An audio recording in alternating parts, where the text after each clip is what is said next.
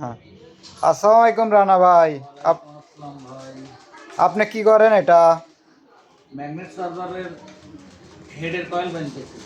হেডের coil বানতেছেন? জি ভাই।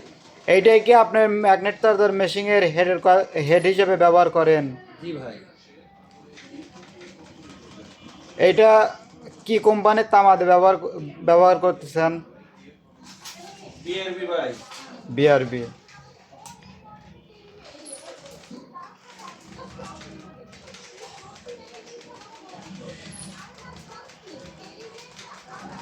আপনি কি বিআরবির কোম্পানির কাছ থেকে সরাসরি তামা নেন? হ্যাঁ, আমার সাব ডিলার লওয়া আছে ভাই।